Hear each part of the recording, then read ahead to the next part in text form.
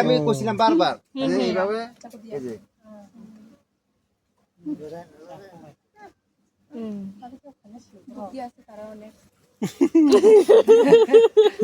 মধু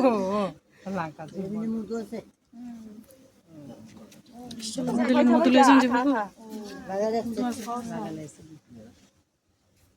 madam বলে মধু কিনে নিয়ে যাবো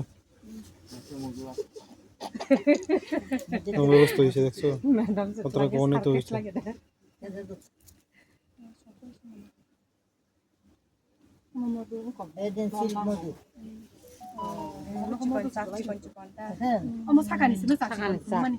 এই মধু খাইতেছে কোন জায়গা থেকে মধুরা লয় বাইর করে এটা পুরোটা মধু সব দেখে লয়ে লইবেন কেমনে লইবে এটা চিপ করে লইবে না একটা শাক লয়ে দাও একটা শাক দাও ওজনটা দে হ্যাঁ ওজনটা একটু আছে ও ওই মাছখানে চিকচিক করতেছে এটাই মধুরা না এটাই সিল করছে আর এটা আনসিল করে আচ্ছা সিল ওয়ালাটি নি ভালো না আনসিল ডি সিল করে না আচ্ছা সিল ডি ভালো ও সিল করাটি ভালো আর খোলা ডি বুঝছি এই যে পুরুষ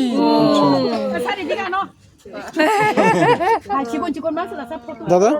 এই যে কইতেছেন সিল করা মানে ওই সাদা সাদা যে সিল করেন না ইডি হ্যাঁ ইডি ভালো হ্যাঁ এটা হচ্ছে মানে একদম খাঁটি মধু আচ্ছা খোলাটা এটা খোলাটা হচ্ছে আনসিল তারপর মনে হয় মোটামুটি এটা ম্যাচুরিটি হয়েছে মাইরা লাইছে যে কারণে এটা কি জানো সিল করা আরম্ভ করে দিচ্ছে আচ্ছা তো রানী দাও তো এমনি আসলো কোনটা হয় ইডা না ইডা বিক্রি রানী দাও তো এমনি আসলো কালা মানে সিল করা মধুটা আমরা কালেকশন আচ্ছা আচ্ছা ইডা তারা দিয়া দেন না দিয়া দি বলতে মনে করেন এটা তো মনে করেন 8টা ফ্রেম আছে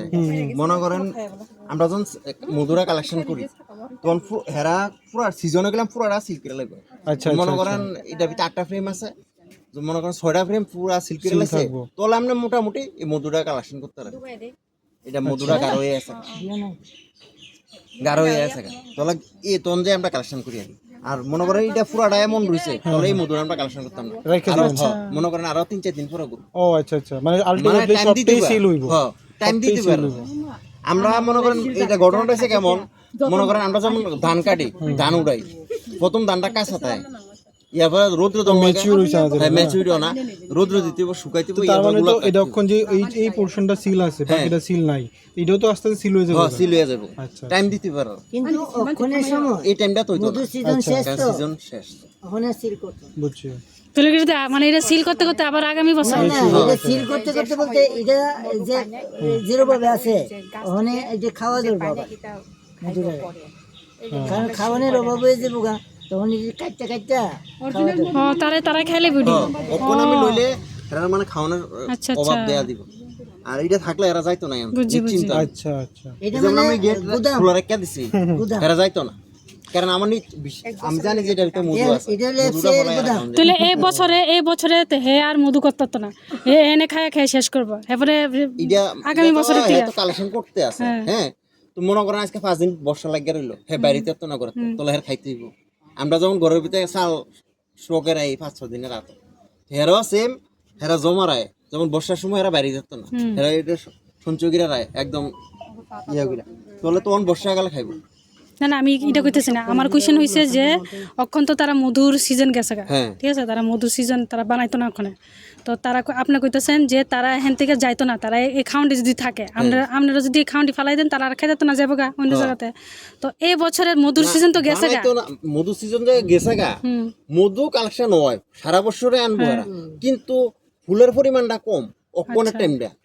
যেমন মনে করেন লেচু জাম যখন ফুটবো তখন ফুলটা বেশি পরিমাণে দেয় সবাই জায়গায় ফুল পায় অতিরিক্ত ফুল তখন বেশি পরিমাণে ফুলের কালেকশন করে পুষ্পরস কালেকশন করে তখন মধুটা বেশি হয় এর লিগে ওই টাইমটারে মধু সিজন কয় আর অকনে মানে মনে করেন বাইরেলো হেরা দেয়া যাইলো হালকা গুদুরা কালেকশন করে আনলো হেরা নিজে খাইতে কষ্ট এই মধুটা থাকতো সঞ্চয় তাহলে আমরা মধুটা কালেকশন করতে পারতাম না এই ঘটনা রয়েছে এইটা মধু সারা বছরে এরা আনবে বুঝি কিন্তু অকনে পরিমাণটা কম আনবে এই কারণে ওই মধুরা স্টকে রাখা হয় তাহলে দেখছেন সবাই সিল মধু আনসিল মধু তাহলে আমরা এই মধুরা এমন থাকলে কালেকশন করতে পারি মনে করেন ইয়ানা 8 ফ্রেমে মৌমাছি আছে বা চাক আছে তাহলে 8 ফ্রেমের ভিতরে মনে করেন 6 ফ্রেম ফুলফিল হয়ে গেল তখন যে আমরা এই মধুরা কালেকশন করতে পারি এই মধুরা গাঢ় মধু হইব কারণ এটা হেরা হিট দিয়া বাতাস দিয়া পাকার লাইয়া এটা জলের যে পরিমাণটা আছে এটা ভিতরে আপনার পাতলা হইব মধুটা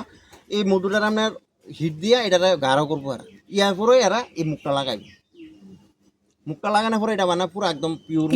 গাঢ় মধু হইব তো আমরা হিটটা দিব এরা এরা মানে পাকা আছে না পাকা দিয়া বাতাস দিব আচ্ছা আচ্ছা এটা জলের পরিমাণটা বাক্সের ভিতরে একটা তাপ আছে তাপে মধুর সঙ্গে পুষ্পরস দিবেন যেটা পুষ্পরস মৌমাছি খাইলে মধু কিন্তু ফুলে পাওয়া যায় না পুষ্পরস পাওয়া যায় মধু খাইয়া পেটে রাসায়নিক প্রক্রিয়ায় মধু তৈরি হয় মৌমাছি তারপরে তো এটার মধ্যে জলের ভাগ থাকে তো বাক্সের ভিতরে তার শরীরে তাপ একটা আছে তাপে ওই জলটা বাষ্পীভূত হয় বাষ্পীভূত হইলে তারপর তারা সিল করে দেয় আচ্ছা সবটাই ন্যাচারাল হ্যালো হ্যাঁ আর কিছু তো না এটা তো খাইবটাই বই এরপরে দরকার আপনি অসুবিধা নাই তো কাজ না এরা তো খাইছে না তো ওই তো আমরা